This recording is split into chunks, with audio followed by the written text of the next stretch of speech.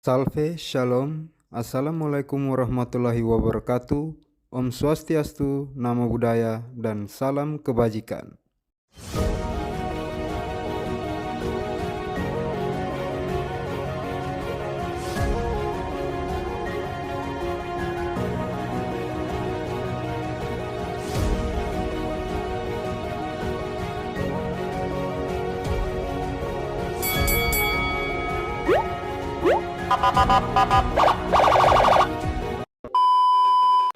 Halo teman-teman, berjumpa lagi dengan saya di channel Laru Merah dan terima kasih sudah klik video ini.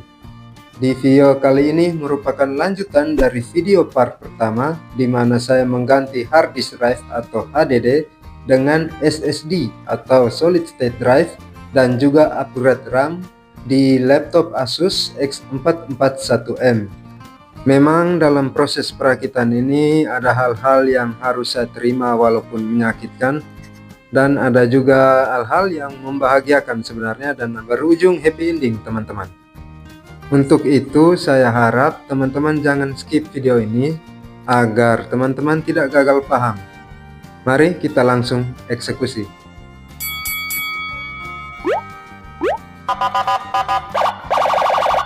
Di sini ada satu kasus di mana SSD yang telah saya install tidak terbaca di bagian boot priority, tetapi terbaca di storage. Maka secara otomatis saya tidak bisa menggunakan SSD ini. Yang terbaca di boot priority-nya hanya hard disk, sehingga saya coba install ulang Windows dengan menggunakan hard disk. Hasilnya seperti yang sudah diperkirakan, prosesnya itu sangat lambat alias lemot. Waktu saya terbuang percuma. Setelah kejadian ini, maka saya mencoba konsultasi dengan teman saya yang notabene-nya merupakan seorang IT. Beliau inilah yang menyadarkan saya bahwa memang harddisk saya itu sudah tidak layak pakai teman-teman. Sehingga, ya mau tidak mau saya harus melepas harddisk dan hanya menggunakan SSD untuk install ulang Windows. Hasilnya memang luar biasa cepat bila dibandingkan dengan menggunakan hard disk. Perbedaannya sangat signifikan.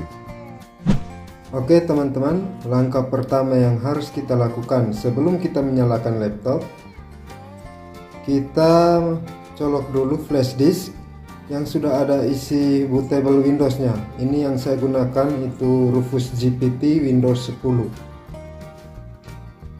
Yang pertama kita colok seperti biasa. Setelah itu kita hidupkan laptopnya.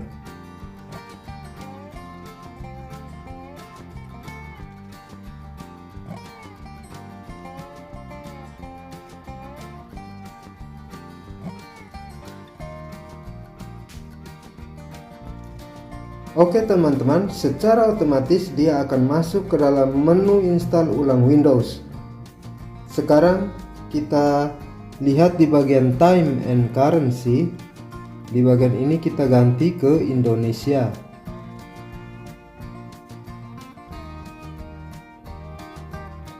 Kita cari di mana Indonesianya ini. Iya, ini dia. Setelah itu kita klik next. Lalu kita pilih install now.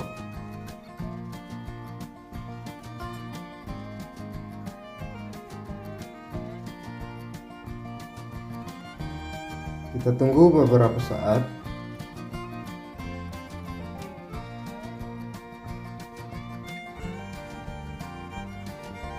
Di bagian ini kita pilih I accept, lalu kita klik next. Setelah itu kita pilih custom. Oke teman-teman, di sini akan saya install ulang Windows-nya di bagian drive 0 unallocated space dengan besaran 476,9 GB.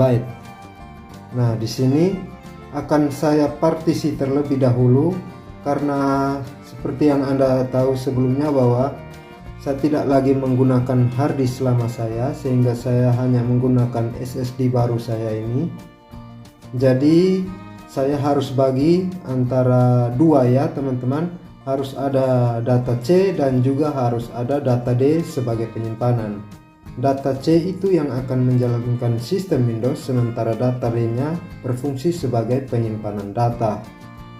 Oleh karena itu, saya pilih yang bagian ini, lalu saya klik New.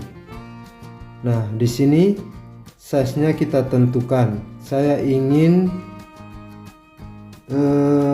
data C-nya itu memiliki besaran 256 GB. Nah, 256 GB itu sama dengan 262.144 MB. Jadi saya ketik di sini 262.144 MB ya. Setelah itu saya klik apply, lalu saya klik OK. Kita tunggu prosesnya. Teman-teman lihat sendiri sudah terbagi menjadi dua ya teman-teman. Ada yang 255 GB dan ada juga yang 220 GB. Nah, di sini yang akan saya install ulang Windows-nya di 220 GB ini teman-teman, di drive 0 unallocated space akan saya install di sini, sehingga saya tinggal klik next, lalu klik OK. Kita tunggu saja prosesnya hingga selesai teman-teman. A few moments later. Secara otomatis setelah selesai, laptop kita akan restart teman-teman.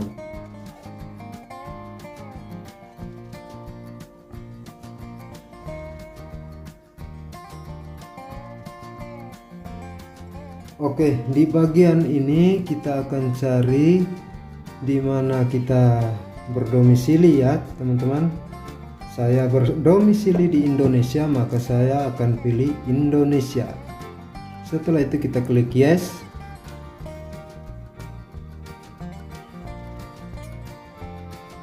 Kita klik yes saja untuk keyboard layoutnya. Lalu kita skip.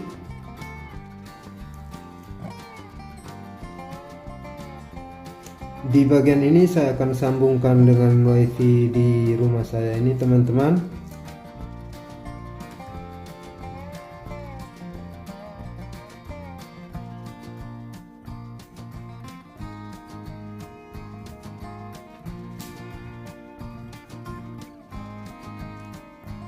Setelah itu kita klik next.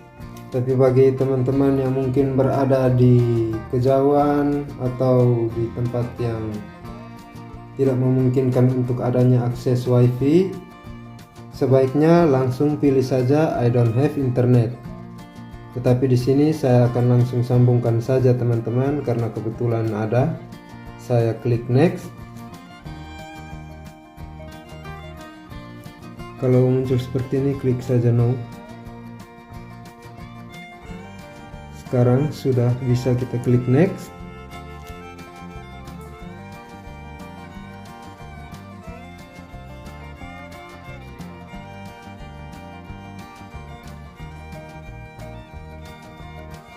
Oke, di bagian ini saya setup untuk penggunaan pribadi, jadi saya pilih yang setup for personal use. Setelah itu klik next. Oke, di sini kita diminta untuk memasukkan email. Saya coba masukkan akun saya.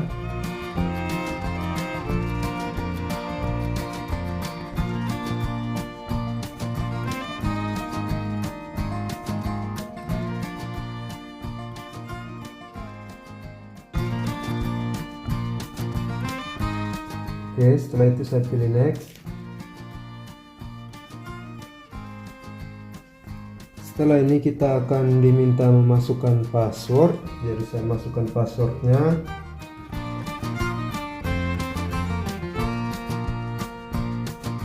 Oke, setelah itu saya klik next. Kita disuruh memilih country, kita pilih Indonesia, lalu masukkan tanggal lahir. Nah, setelah ini baru kita klik next. Kita akan disuruh untuk verifikasi email, teman-teman. Jadi verifikasi dulu email Anda biasanya kita verifikasi email tuh kita bisa lihat lewat handphone, teman-teman. Di situ ada kode yang harus kita tuliskan di sini, teman-teman. Ada kode yang masuk di Gmail kita. Jadi kita akan tulis kode tersebut di sini.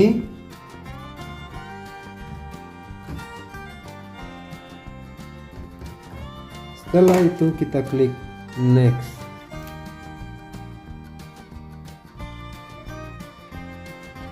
Kita diminta untuk membuktikan kalau kita ini manusia. Mereka juga ternyata tidak bisa percaya padahal ya. Oke, kita tekan press and hold. Ditahan ya, teman-teman. Ditahan dengan klik kiri. Lalu tahan sampai ada centang itu, teman-teman.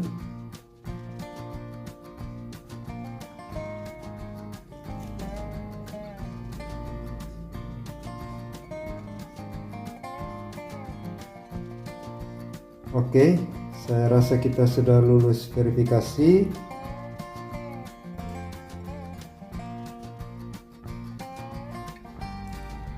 Dan sekarang kita diminta untuk membuat pin, teman-teman. Kita create pin. Di sini create a pin to use in place of password. Having a pin makes it easier to sign in to your device. Oke, kita beri pin, teman-teman.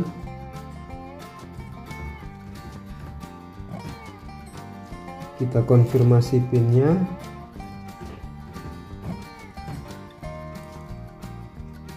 Setelah itu kita klik OK.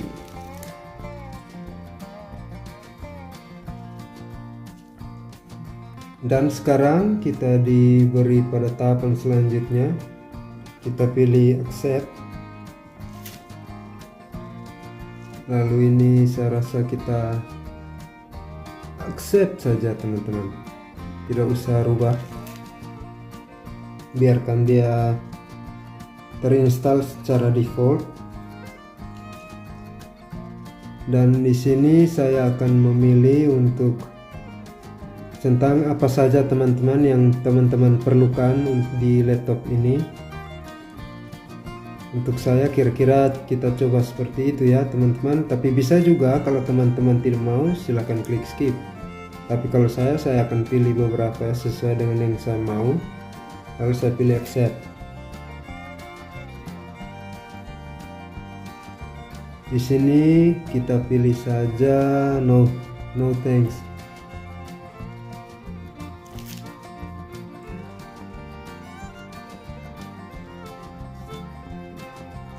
Oke, setelah ini kita akan menggunakan Microsoft 365, tetapi saya ini sebenarnya tidak mau, jadi saya pilih saja decline ya.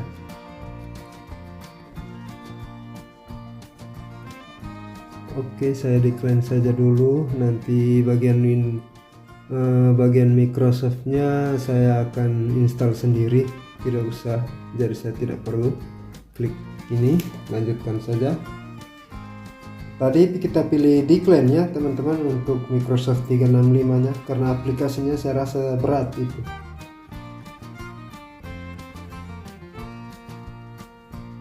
Oke, sekarang kita sudah masuk pada Windows-nya.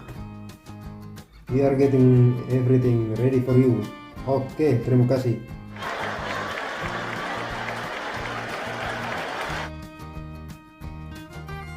Take several minutes lagi. Oke, saya sudah menunggu 2 minggu.